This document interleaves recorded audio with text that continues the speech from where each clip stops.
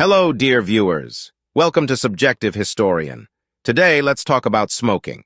So, friends, we know that smoking wasn't completely foreign to the people of the Old World.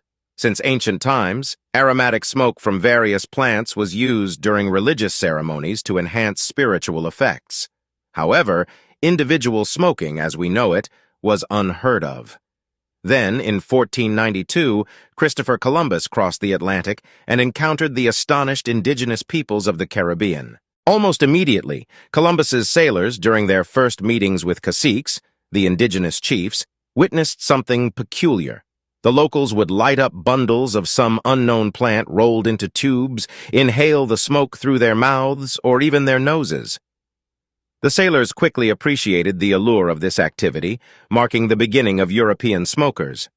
From then on, with each fleet of ships returning to Europe, more and more leaves made their way from the port of tobacco, and thus, tobacco was introduced.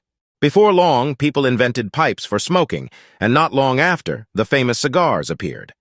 However, pipes turned out to be far more practical since cigars required premium leaves, whereas pipe tobacco could use almost any.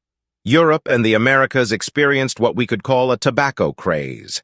At that time, Europe lacked mild stimulants like coffee, sugar, or tea, not to mention hashish or opium.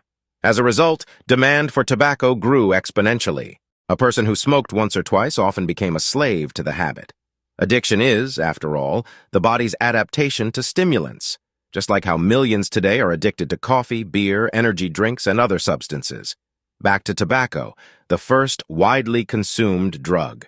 Europeans embraced it, no question. However, governments and the church declared war on tobacco, much like they would later with coffee. In 1531, the first tobacco plantations appeared on the island of Santo Domingo. Yet throughout the 16th century, authorities and the church actively fought tobacco use. Edicts were issued, orders given, smokers were fined, flogged, as in the Tsardom of Moscow, or even executed, as in the Ottoman Empire. But nothing worked. By the early 17th century, the tide had turned. Governments realized they couldn't defeat smokers and snuff-takers, so they decided to take control instead. The church, too, toned down its opposition. Why?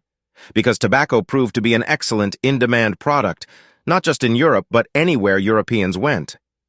Remember, this was the era of great geographic discoveries, the birth of the first colonial and trading empires.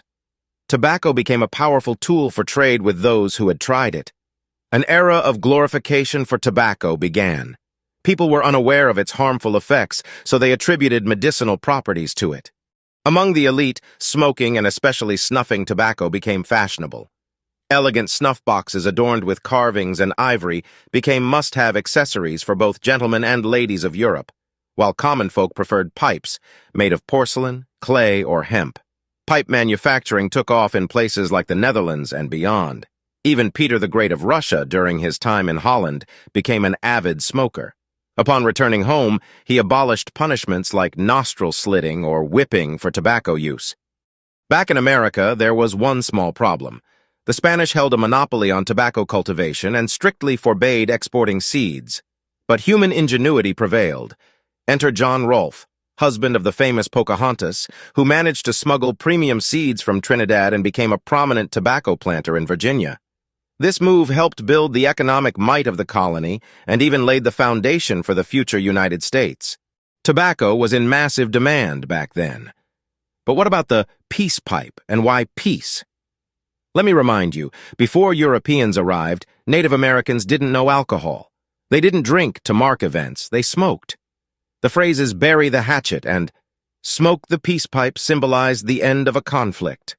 Oh, and there was also opium smoking in India and China, but that's another story.